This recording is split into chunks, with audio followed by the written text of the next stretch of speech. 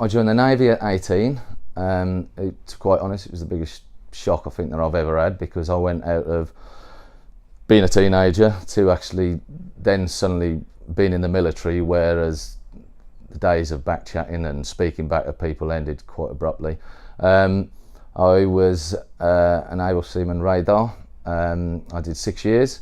I then did a telecoms course.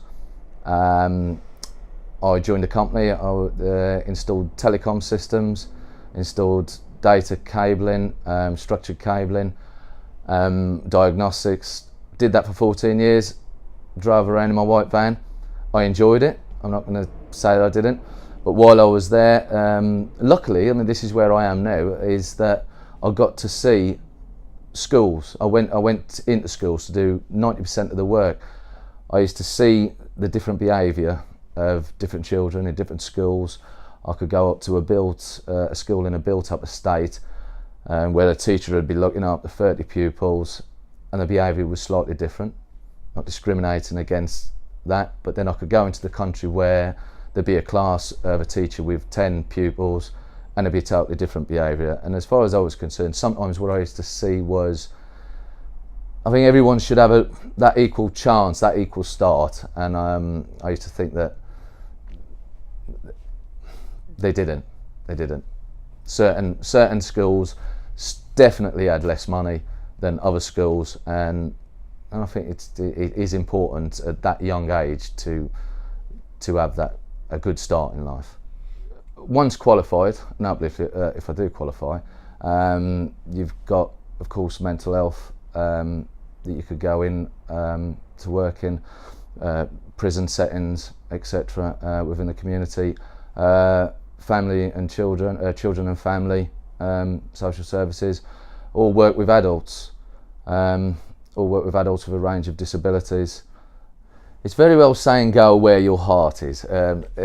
You've got to be sensible, and the thing is look into it in great detail, because as much as I can't wait to start, and I can't wait to get stuck into it, you've got to be 100%, because I think that it is also a job that you're going to see a lot of bad things. So you've got to be 100%. Your parents will always want the best for you. They'll always try and put you in the right direction. 9 times out of 10 they do. But you've got to make that decision. And to be quite honest, when you start, or if you start, you'll have a fantastic time. You meet a lot of people, and it will open your eyes to what really goes on out there. But you'll enjoy it. I know what I was like at 17. You have a lot of testosterone, and a caring job such as social work, you sort of want to impress your friends a little bit more and impress your family, and go into something that you would consider manly. But at the end of the day, if there's something that you think a great deal of and you want to do, pursue that career and go for it. Never been boring. It's been very varied. There are a variety of opportunities to work with young people, to work with older people, to work with a huge variance of... And then something was telling me about this health and social care.